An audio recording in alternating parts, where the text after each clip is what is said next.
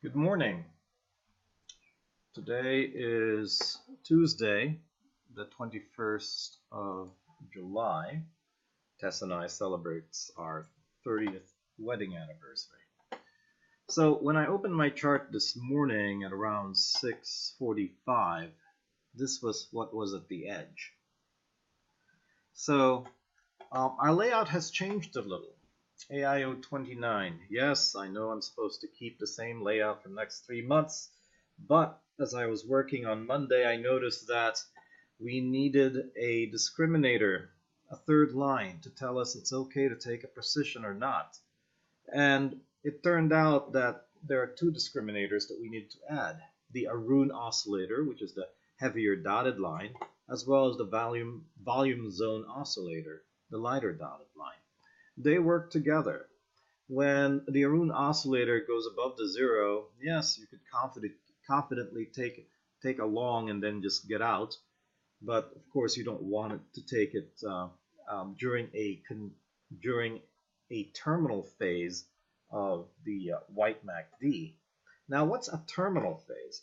The terminal phase is when you create the ultimate peak and then the white MACD just winds its way towards the zero.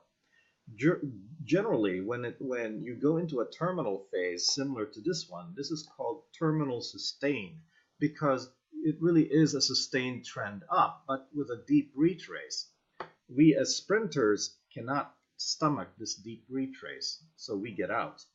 So instead, what we would do is we would notice that, all right, right about here, where the Arnie and the blue MACD crossed up through the zero for the up, and the volume zone oscillator is in the danger zone. Yeah, go ahead and take a position. And we would hold that position all the way through here and get out here. And then once again, get in at the blue bouncing off that zero with the Arnie oscillator and get out here as the blue crosses down through the zero. And then as a sprinter, we would get in here again and stay in here until the Arnie oscillator crosses down through the white, and that's where we would get out. Or actually, we would get out as the volume zone oscillator dips further down through the zero, because that's an indication of where the Arnie will go. So this is where we would get out again. So as you see, as a sprinter, we're always in, out, and in, out. But that's the role of us as a sprinter. If we are a marathon runner, we would realize that, oh, we created our ultimate peak and the volume zone oscillator remains above the lower danger zone. So we're just going to continue the sustained trend up, in which case we would stomach this deep retrace and stay in it, stay in it, stay in it, stay in it, stay in it, stay in it, stay in it, until we see the white MACD dip into between the mids and the danger zone, because then that would be the end of that sustained trend up. Or another way of saying it is when the price action goes back into the mids. This is the mids around the price action zero, which is the 60 EMA.